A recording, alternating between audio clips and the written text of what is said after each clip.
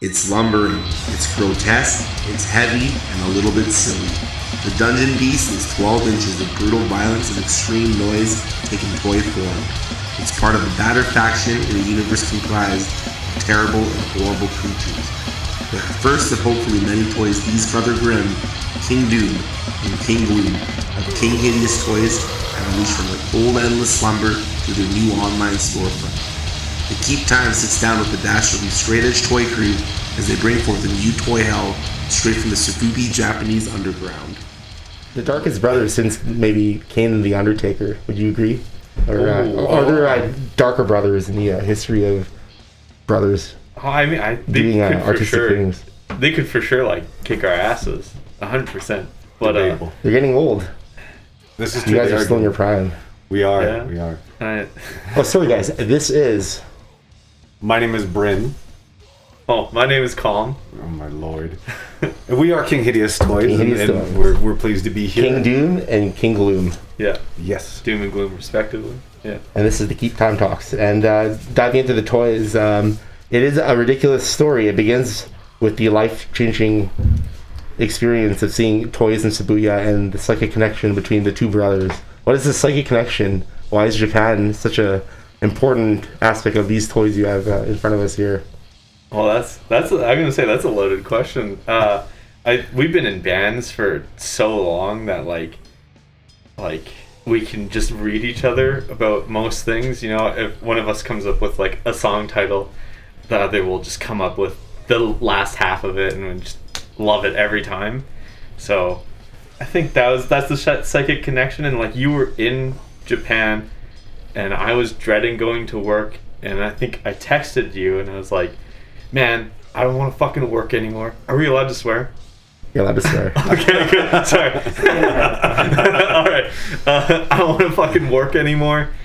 I just want to make toys. And you're like, yes, let's do that. That's exactly what I was thinking. So these toys we have in front of us, they are the Dungeon Beast. They are blank, blank, and unnamed for now because... Yeah, someday we'll come up with a name for it. It was originally used to be sold as a limited collector. Yeah. And then my wife said no, and we had to keep it in the family. So, how did these fit in Tupperware containers?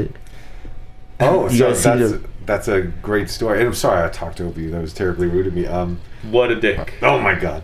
So that peels all back to the maybe the sort of strange whole beginning of this ridiculous thing. So my first trip to Japan with my wife. What a humble brag! My first time going.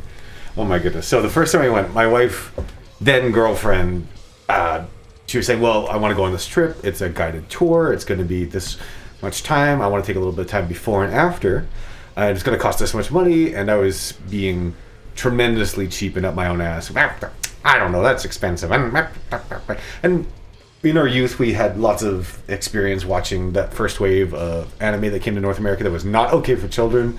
Lots of super ultra violent.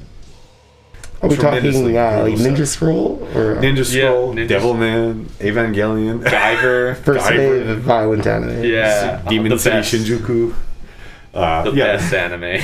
The best anime, absolutely. So that was our introduction in a lot of ways when we were younger to that. And of course, video games and understanding, or at least having this concept that they have better toys in Asia in general, and then thinking Japan had the best toys. Speaking of toys, you show Safubi as a medium, and that's what we're looking at us in front of us, these huge Safubi monsters. Mm-hmm. What is Safubi, and why did you go about choosing that as your first toy endeavor? Sure, so that also comes from that first time that we were in Japan. So we go, my wife and I go, and quite a long flight. It's between 9 and 11 hours, depending on if you catch jet streams and all kinds of good stuff like that. So we get there, we're jet lagged, it's terrible. I love it immediately. She hates it. Now we both love it. She was just overwhelmed because for anyone who's not been to Tokyo, it's literally a massive city. It's impossible to describe how genuinely huge it is. Mm-hmm. So we're there. And of course, we're going to toy stores and seeing all kinds of things we've never seen before and getting really overwhelmed, buying things that I didn't even care about. Now I go like, why did I spend money? It's because I was there. What happened, this introduction to Safubi, was we were in, it's not, I think it's like the third largest technically city. I used to think it was the second. It's called Osaka. We were down there and we were in a particular area of town where they have a bunch of independent toy stores. And we went into one. Colm's actually been to this one that we've been to. It's called Hiro Gengu. And it was on the main floor and sort of milling around looking at toys. And there's this young fellow following me around and kept making this strange little noise behind me every time I reached for something. He'd go, "Meh." And I turned around and I look at him, and he was polite enough. He didn't come and approach me. He kept making the sound. And the store is quite small. The space is at a premium in Japan, basically everywhere, unless you're in the countryside. And I didn't realize at the time he's making this sound because it's a complicated social nuance. It's to warn me, please don't break something because then I'll have to buy it, and they, as the store, don't want me as the customer to spend money unless I mean to. I didn't know any of that. I was just being really ignorant and thought this guy was being a dick. So I'm like, well, fuck this little nerd. I'm out of here. So I go upstairs where there's a bunch of really interesting independent soft vinyl toys, and I start looking at things, and I'm so confused by it, and they're recognizable shapes, and at the same time they're wholly unique, and they seem to have these recurring themes, and then we're also super totally genuinely alien. And so I go to leave. I look at all this stuff and I go, well, these are really expensive. I don't understand what I'm looking at, but this is very cool. I go to leave, and then it suddenly felt as though somebody was staring at me. And so looking around the store, and I'm trying to discern what's going on. Again, it's not tremendously big. It's only so much space in even in the second floor.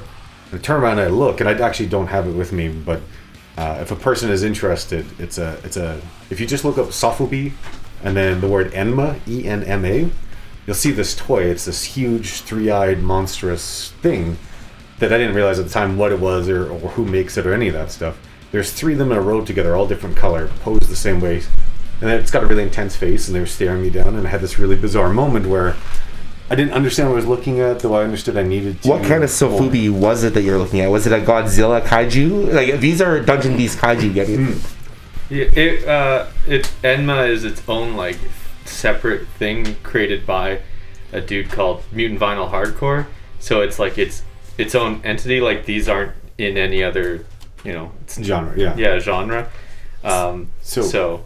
Yeah. Oh, sorry. So Enma, it's a sort of a godlike character that belongs to a different toy maker's toy line. It's actually a collaboration between two people, but that's a big rabbit hole. So I had this encounter with these toys, didn't understand it that night. This is an unsavory picture. I'm sitting in our hotel room in my underwear on the floor, trying to figure out what these toys are by scrolling through a Kobo tablet that I was using to be on the internet, and my wife just, "What are you doing?" "Well, baby, I gotta figure this out." And then started this long, what will end up being a lifelong process where we figured out how to connect with producers and other people, and that's where it started. So Colm texted me, and I said to you, I know a guy, because I had actually emailed our first producer in Japan to try and figure this stuff out, and it was this weird psychic connection literally across the planet. Colm was like, I don't want to, like you were saying, like you want to make toys, you want to do something artistic. I was like, I want to do something artistic. We both love toys, we both love monsters. Things are starting to fall into place. Long story short. You guys both grew up in the music scene. Did that influence your guys' love of monster or monster creating? Did heavy metal play any role in this sculpture that I see in front of me? After you, please. Yeah, I think so. I think it goes down the same path of writing a song, almost, at least for us. And especially, growing up being in bands together for fucking far too long. Way too long. Too long. We would just riff off of each other, and like, oh, that's cool, let's do this, let's get a little bit gnarlier, and it's the same way that we write music together and be like, yeah, that sounds cool, but make it sound angrier. And that's just how we did this. Like, it's the same thing as kind of like writing an album. This took 2 years for us to sculpt because we had no clue what we were doing. What was the hardest part to sculpt? Was it the accent? Was it the kind of rectangular cage mask? What was the hardest thing to piece together when you're building the Dungeon Beast? I think it was the concept in general. Like, you had drawings of what you wanted to do, and this looks nothing like those drawings. Tell us a little bit about the Necroverse and the universe behind these kind of things, like that inspires everything this universe is about. Yeah. You can do that one. For You can do sure, that one. for sure. Sorry, I glossed over by accident the Tupperware story, but we can come back to that. Yeah. I just wanted to put a footnote on that because I would love to tell that story. So with our stuff with King Hideous, so we talked about how things like extreme music and horror movies and sort of cosmic horror and ununderstandable levels of bullshit, more or less, is really interesting. We thought, okay, we want to design a toy world where there's not inherently a bad guy, good guy. There's no protagonist, antagonist. It's a world populated exclusively by bad things and worse things. So the bigger concept that leads into a bunch of other stuff that we're working on quietly behind the scenes with some other toy lines we're doing is that there's an elder god type of a presence that exists between universes and a very sort of Lovecraftian up its own ass garbage. Yeah. And we stole a lot of those ideas, minus his intense xenophobia and racism.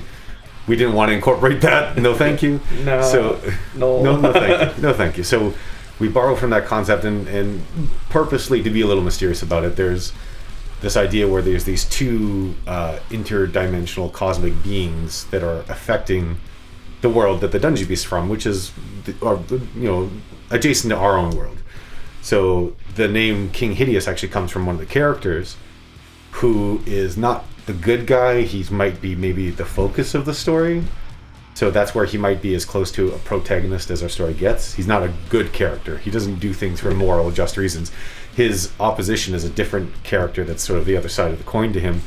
And so the Dungeon Beast, we wanted to make a statement with our first toy being large and being a brutal, intensive type of thing. The Dungeon Beast is indicative of what you could say maybe is more the antagonistic or more outright violent side of things. So we were describing to you when we had a great conversation the other day, the Dungeon Beast is a perversion of life in our story. It's life that was made from nothing.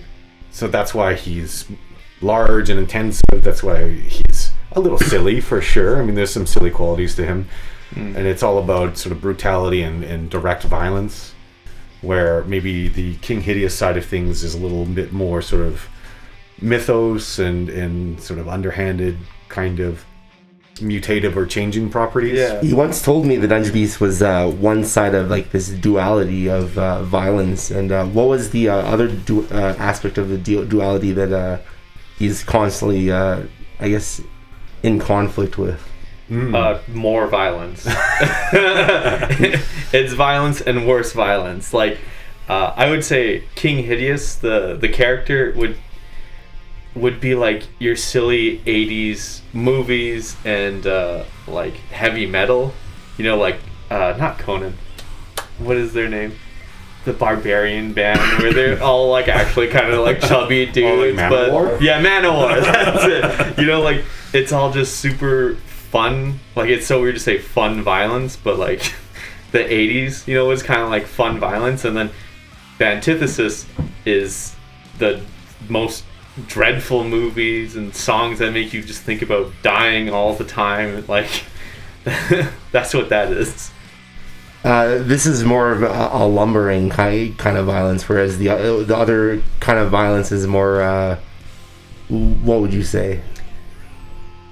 Oh, That's a great If question. the Dungeon Beast is like the lumbering. Yeah, force. go ahead. Yeah, so the originally we had what would have been our second character, now is likely going to be our third produced, a character called Mortimer, which is my knee, which is what would be the Dungeon Beast to this other power. Mortimer would be to King Hideous. So Mortimer, in our storyline, very much as an 80s style horror movie monster, you know, was human, became this other thing through cosmic influence from King Hideous as an unimaginable being. And so Mortimer is that first step in towards that kind of maybe more fun or lighthearted, though still very much like 80s I know you guys slasher movie type stuff. I know you guys have Mortimer figures already made. Is he going to be sculpted in a similar kind of size and fashion when you get about to casting new molds of I would say Mortimer. We sculpted him to the same size, and then went, no, we have to redo it all at a different size. But the idea is that the Dungeon Beast is 1/12 scale. So he's about 12 inches, so he should be 12 feet tall. So he'd be about twice our size. You Yeah. guys are pretty big guys. You guys are about 6 foot each. Yeah. Yeah, it's like 6'1". And then Mortimer would be about our height, like the 6 foot, 5 foot kind of like range, because he's basically just like the Toxic Avenger. Yeah. These toys are uniquely Canadian. Can you tell us a little bit about the unique Canadian snack food that was bundled with the first 4? It was kind of mysterious when I was doing the research. I don't think Had to know. So what happened was that we had a couple of releases before this, and then we really stepped up our game in terms of how we're presenting our products and photography and paint jobs. With this latest release, the one that you're talking about, where we did 4 special one-offs. They're special one-of-one paints we're never going to do again, and then to kind of amp that up and to get people excited about it, because we're relatively small level in the Stuff Will Be global community. We said, let's try and do as much as we can, and part of that was to put some candy in that you can only get in Canada, so like Coffee Crisp and like Smarties. Did you include ketchup chips? How dare you say this to me? No, we didn't. I would have. I have a spiritual aversion to ketchup, so I was not going to go anywhere near it.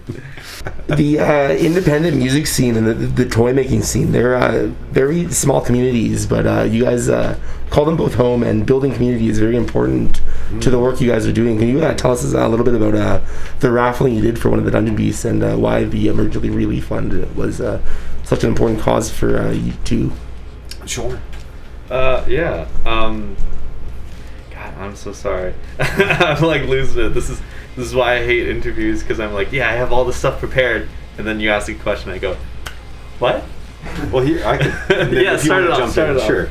So I don't think anyone is any stranger to how extraordinarily extra difficult things have been for the last calendar 12 months plus, if not longer. And of course, there's lots of underlying social issues that have always been a problem and were even more exacerbated and had more attention paid to them, and rightfully so, as the coronavirus pandemic was winding even more up, was growing more in scale. And one of the things that we were seeing post the tremendously awful flat out murder of people in the black communities in America, and of course that same violence exists in Canada. We can't act like it doesn't. That generational social violence is absolutely here, and we're fortunate that we were able to understand it and look at it and be in a position where we don't have to feel it. Like we aren't oppressed on.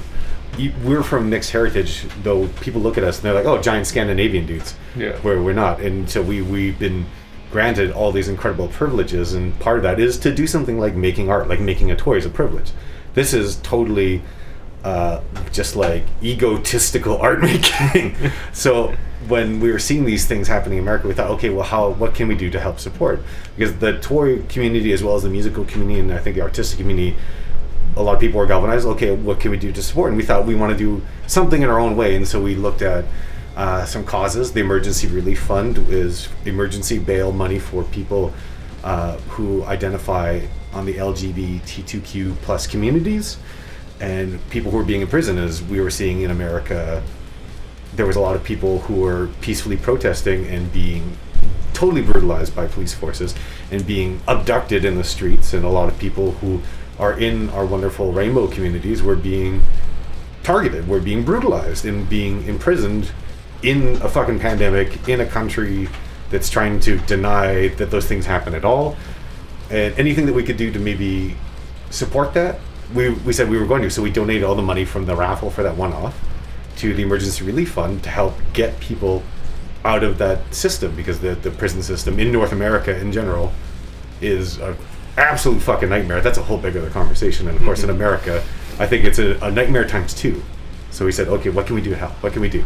And thankfully the Dungeon Beast, that one in particular, went to a very good friend of ours. We had wonderful friends. Our friend from the Satanic Temple jumped in and helped out. We had lots of friends from all sorts of artistic communities say, hey, this is a really cool thing happening. Let's support this. And we're very happy in the end to contribute. I can't remember how much. I think it was just over $500 or $600. So Canadian. US. So was it was it Canadian? Canadian? I don't know. It was Shit. like, and we would have been happy to contribute anything. We're Yeah. glad that people took enough interest and wanted to be part of this, and that we could give that money, because community is important. And because we have those privileges that I was touching on, because we are in positions where people assume things like, oh, giant white guys. It's our place to do what we can to support other people, not to say, oh, look at us, we're doing such great things. No, we want to do these things. We want to help out. We want to support people. And I think that speaks to who we are, the type of work we got into, because nobody gets into nonprofit social work to get rich. I will tell you that much for free right now. Yeah. We want to help people. We've always wanted to help people. This was instilled in us from our parents, who they themselves experienced generational violence from both sides. Our dad's white, obviously. Our mom is a Dene woman. She's Chippewa from the Northwest Territories, where we grew up. They broke their cycles of violence so that we could live a better life, and we accept onto ourselves that we want to help people. This is a part of who we are. This is part of how we were raised, and this is a part of the community that we're a part of. The musical community in Edmonton is fantastic and amazing. The artistic community is fantastic and amazing. The toy community is another echo of that. Building a strong community is definitely a foundation of King Hideous Toys. Moments ago, you just mentioned it was through the help of the Satanic community that this the money was raised for this raffle, plus some of the ideology behind your guys' process in toy development. Is there anything you guys can tell me about the Satanic Temple? Are you guys practicing Satanists? I believe all religion is inherently not. Well, no, is inherently good, but is when practice is usually terrible. So I don't believe in like any religion. If you want to practice to yourself, like cool, go for it. But as a political stance, I would say I am staunchly Satanistic. You were mentioning to me the principles of the Satanic Temple when I last interviewed them, being the benevolence through empathy, the rejection of tyrannical authority, the advocacy of practical common sense, and to oppose injustice and undertake noble pursuits. Yes. Yeah. I think that echoes a lot of things that we already had established in our lives. Yeah. And things that we were lessons we were given by people who have strong influence in our lives, our parents, family members, aunties. I was going to say that I feel like our parents were probably one of the first Satanists out there, just because what they taught us like lines up with with the Satanic Temple. And the Satanic Temple of note is different from Levain Satanism. It's different from devil worship as a practice. It's its own thing that came from a political ideology. There's a great documentary out there called Hail Satan with a question mark. That's a lot of fun to watch. So good. We got a thumbs up from Clint. Clint knows what's up. Again, we got a thumbs up. We can go. We can go. That's two. That's both hands. So a lot of those ideologies line up a lot with who we are. And in a lot of ways, I agree with you, Colm, that I think spiritual practice is super important. I wouldn't say that I'm particularly attached to any one faith. I'm one of those fencing agnostics. I do think there is something to all of this wonderful mystery of life. Oh, what a Hallmark moment. Jesus. No way. We just rot. No. That's it. How dare Our you. spark goes out and we rot. That's No it. way. We turn into dungeon beasts and you get to live on somebody's shelf. It's great. So Yeah, I'd be cool with that. a lot of the feelings from the Satanic Temple in particular in America that have established themselves to support community. They do great after-school programs for children. They are all about women's bodies, women's choice. They're about personal body, personal choice, support people, support community. And that just lined up a lot with our own philosophies. And on top of it, you get to say cool stuff. Shem Ham Parah. Hail Satan. Hail Satan. I think I know that. Hail Satan. Hail Satan is a cut when we're editing that. Oh, we skipped over the Tupperware thing. So there's a big long story about getting these guys. There's a hack that the hacksaw is part of that story as well. Yeah, There is a hacksaw involved in these, the creation of these. Does it have something to do with their height? I heard it's perhaps smaller than he need be. Yeah. This is all you. So when doing like making toys, you have to take into consideration shrinkage that happens when you're pouring resin or doing like vinyl. Just making a mold of anything has a 5 to 10% shrinkage, but we sculpted him at what we thought was like 12 inches. Turns out it was actually only about like 11. And we were like, no, he has to be like at least 12 inches by the time that like it's all said and done. So 3 days before you were going to Japan to show our first producer what we had, I gave you a call. Oh. Your first producer was the manager of a black metal J-pop idol band. Yes. Yes. Yes. Necronom Idol. Great band. Cool. Yeah. Lots of Fun. Super fun. We went to, when we were in Japan, we went to go see a show of theirs in this insane like 3 staircase like basement that was like as big as this room probably, with stage. And everyone was like smoking in the stairwell and in the establishment. It was terrible and awesome all at the same time. Easily could have died. But sorry, you were saying, so the height with the hacksaw. So I called Bryn, and I was, 3 days before you were going, I'm like, hey dude, I don't think it's tall enough. And you're like, no, it's fine. I was like, I already cut the legs off, man. I'm gonna do this before you go. And like I was saying before, it took us like 2 years to sculpt this because we had no idea what we were doing, and we had to like do a lot of revisions in that time. But that was one of those things I was just like, I have to do this. The toy making process is a very expensive and laborious process. The finished product that we're looking at here is about $10,000. You guys were quoting me from initial idea to masterpiece in front of us. Thank you. Mother of God.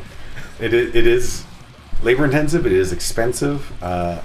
In my opinion, you get what you pay for, and we learned some stuff about how you can cut costs for yourself, some work you can do on your own, because it's all hand done. So we start with the sculpture, and then it goes to Japan, and it's recast again. The original sculpture, ours are done in clay, and I've got a copy. I've got a little example of something that we use. So this is a silicon mold of the chest. So this opens up, and you can pull a copy of the chest. I'll give that to you if you'd like to look at it. And then it's very heavy. They have a weight to it. So we made our own resin prototype because we didn't want to send the original clay version to Japan in the mail in case it got broken. The legs were already brittle enough. Yeah, they were going to burst. That's when it was brittle. That's when I took it to Japan and Are these what were in the Tupperware? Like kind of big things like this? Oh no! So the Tupperware. So Colm fixed the legs. I packed it up into Tupperware containers, and we brought it to Japan and showed it to our first producer. So you had body parts in Tupperware. Yes. Yeah, you kept legs like and arms. The clay in Tupperware, and I think you said you like held it on your lap when you were like on the plane for 11 hours. Were these the fragile materialed ones, or the very fragile, easily could turn to dust with but a terrible look at it.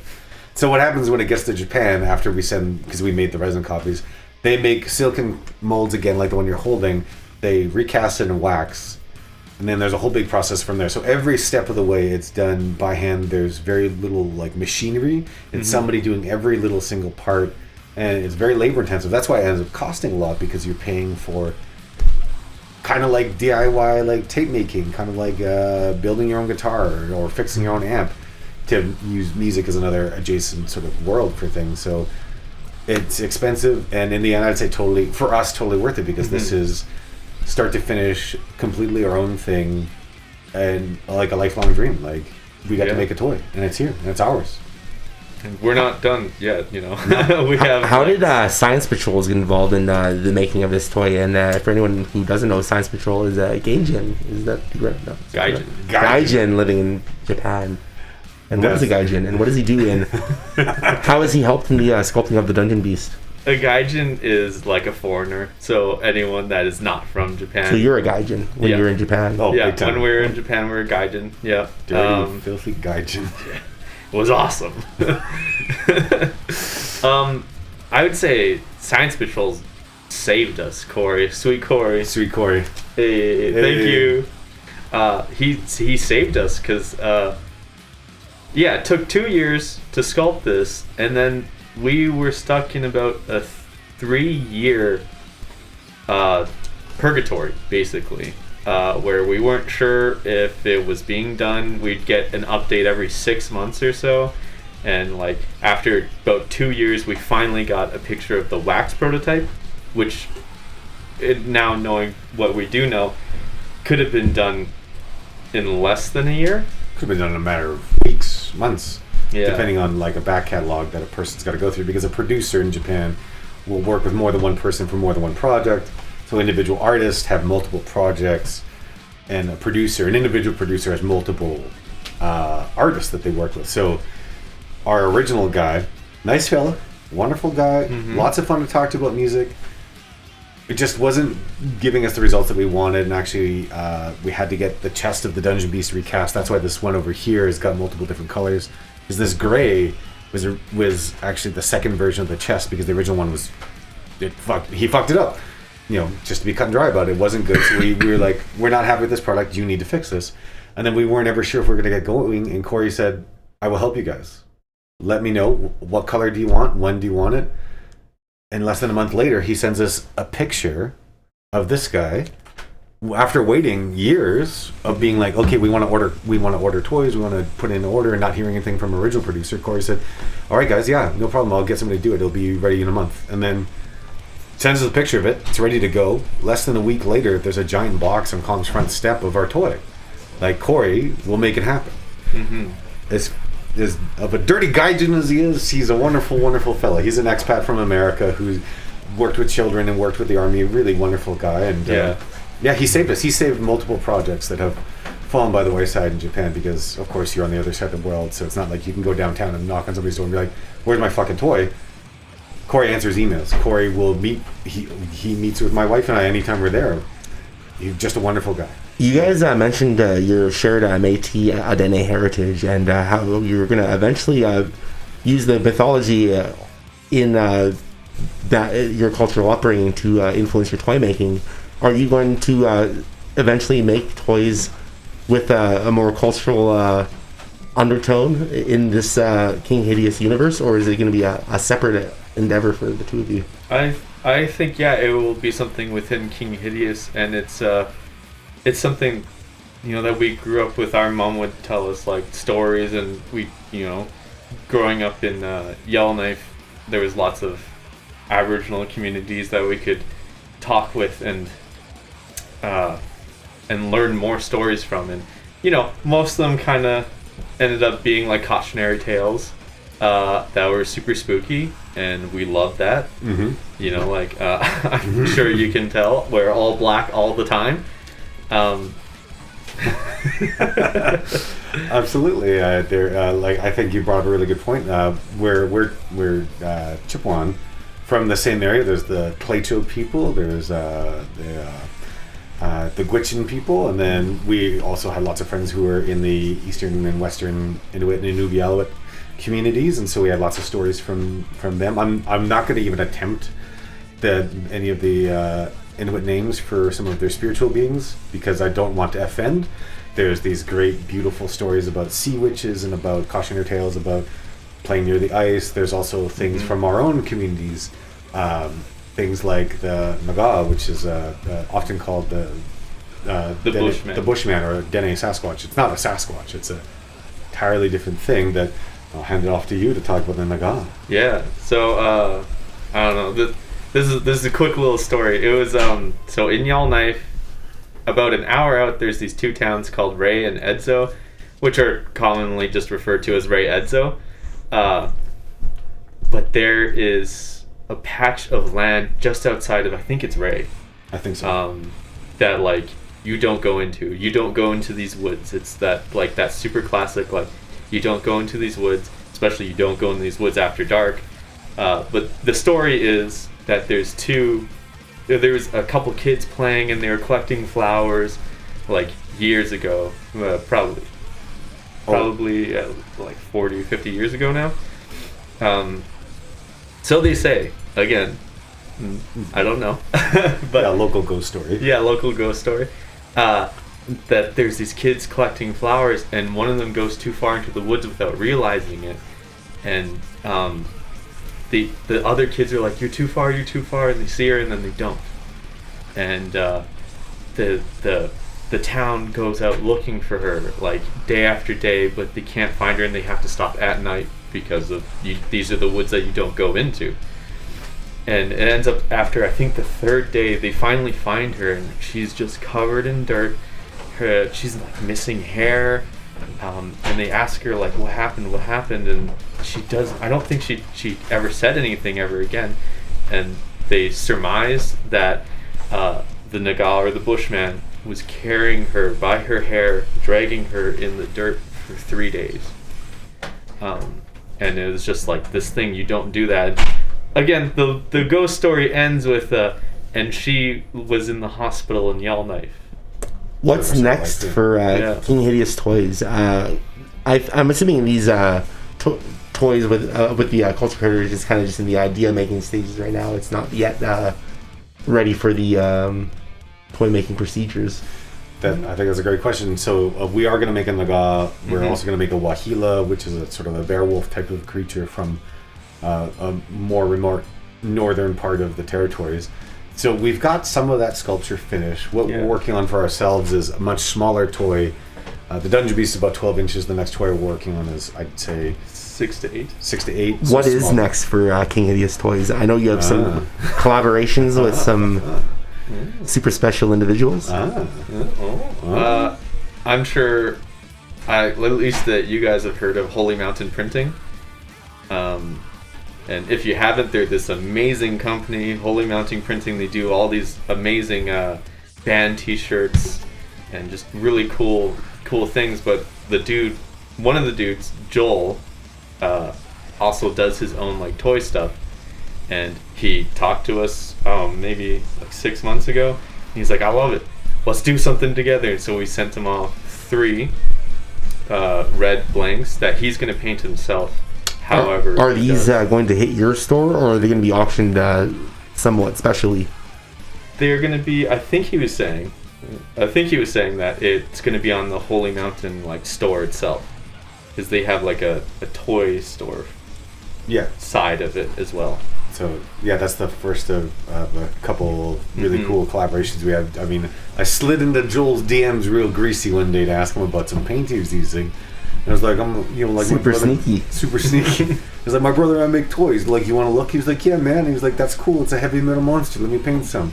So they're likely going to not be through our store. They're going to be through Holy Mountain. They're going to treat it like a release with like a band. They're going to have it be a collaborative sort of thing. Joel's a very sweet guy. He's like second in command around there.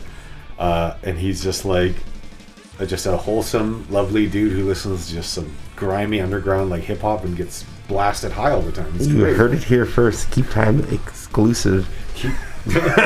Well, we also have some collaborations with some very good friends of ours from the straight edge toy community in New Mexico, as well as an American side of a Japanese production group called Lulubelle. We're going to work with one of the fellows who works with them and does his own toys. He's going to paint some of our stuff. It's just a bunch of friends being shitty and dumb and letting each other do. I do know through the grapevine you also have glow in the dark models coming next. Are those going to hit your storefront anytime soon? Because with the original Dungeon Beast line that hit the online store, they sold out, and they're unique one-of-ones. Are these glow in the dark ones going to be equally as hard to get your hands on?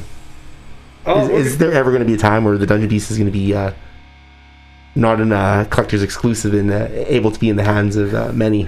Well, hopefully someday when we get big enough and that we can do an open run pre-order, that would be amazing. But at least for what's next that we have is some GID Dungeon Beast glow in the dark that we're probably gonna do a lottery on. We have a couple ideas for what we want to do for a paint job, but we have to still get them and practice on one. A lot of ones that we usually do a test paint. When you get a glow in the dark blank and have the painting process over it, would that not kind of like block out the glow in the dark effect, or are there certain paints that kind of help illuminate the? I would say it depends how far you layer it, but also like, if you do it in such a way, it can look like only this part of his arm is like glowing, and it gives like that specter. I'm looking at his axe. Is that going to be a strange glowing? I don't know, man. Maybe you gotta see what we do. I think that's a fair question about, and that comes back to some of the painting stuff. I mean, like this purple one that we have in front of you is on purpose covered almost entirely to like obscure, even though the red was a jumping off point that led to the purple. But something like GID or glow in the dark, or any of these, you use the base color as sort of like your original part of your canvas for painting on, and then you go from there. So with GID, there's lots of ways to still highlight the glowing quality of the toy while doing things like some careful paint work. Maybe you don't paint the whole thing, you paint the face or part of the chest. Maybe little toesies, maybe his butt cheeks, but you leave a lot of it still exposed so that you can get this play feature. It's glowing. You want it to glow, you want it to look interesting. So there's lots of ways to go about it and still have it glow and look cool on somebody's shelf. And there's what they call candies. Oh yeah, candy style paint. It's like translucent paint, so you can use that to. And you can kind of shift the glow color maybe just a bit. Have you started thinking about the Canadian snack food or the kind of the little collectible tidbits that go along with these? Well, you know what? That's what a fantastic question. I'm gonna make a lot of noise real quick. Perfect segue. So we do a lot of things like include stuff like this. We send you a copy of the written story, but we put these with people.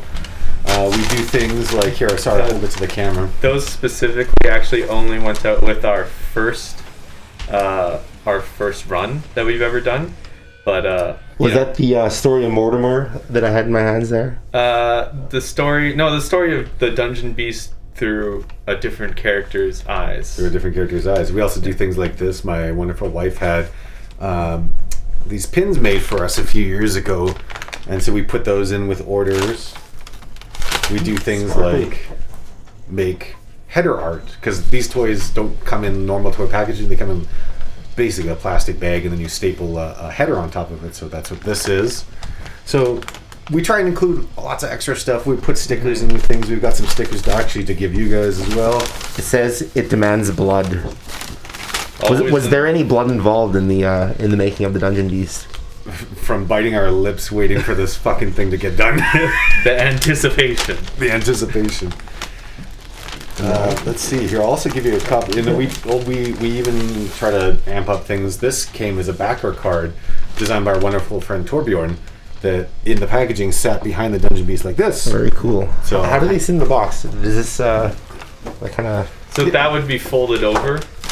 No, the top one. Sorry. It would be folded like this one. This is another example of a header. So that was a collaboration we did with a Chinese artist. Yes. This awesome young fella, Adrian Huang, we did a collaboration with his toy. That's a big part of toy making too, is collaborating with people. So with our toys, we always try and throw in extras, like want to do high quality stickers and pins and buttons. Sometimes there's things called, generally those are called omaki. It's a Japanese word that just means extra or gift kind of a thing. And we have other components that go with the Dungeon Beast. So we always try with every release to put in more stuff, because we want to give people as much as we can reasonably without like bankrupting ourselves. Yeah. So yeah. Like I don't think we have any copies of it, but there's a thing that goes into the story, but it's called the Golden Corpse. What is a golden corpse? It's exactly that. Ooh, mystery. Yeah, no, I'd say we'll leave it there. Yeah, don't you worry about that golden corpse, baby. Yeah. You'll have to buy a Dungeon Beast to find out. You'll have to. Yeah. You'll have to give us your money to find out. This guy's better at selling our product than we are. Yeah. So maybe no snack food next time, but definitely some cool extras. There's going to be extras with stuff. Is there any final things you guys would like to say to the Keep Times? Oh, jeez. Any closing remarks? I'm incredibly happy and excited that you guys would have us on, because we both enjoy the Keep Times. Fuck you, everything you ever loved. Talking shit on Hedoro. Talking shit. Justin, you can't even say Hedoro properly. Hedoro. What's that that rat nest you got going on for a beard? I remember when you were underweight and you didn't have a drum stool, you son of a bitch. The rest of everything you ever loved. Wonderful people. Dika forever. Dika for president. Yeah. I love Dika. Oh. Always and forever, Dika. What a butt. So pinchable. So to Keep Times, I hope that it continues to grow. As far as I'm concerned, the Keep Times is an institution in the Edmonton and Alberta art scene, music scene. I think it's incredible and amazing work that all of you wonderful people are doing, and we're just very happy that we could be a part of this in any way at all. And thank you so much for having us. Yeah. Community. Bless you. Right? Shamham Parath. Yeah, Shamham Parath. Thank you very much, guys. That was King Hideous Toys, King Gloom, and King Doom. You can find them both on Instagram. Yes. Yep. Yeah. Find us on Instagram at King Hideous Toys. And find us on Instagram too, at Keep Times. Not Keep Times. Not Keep Times. Awesome.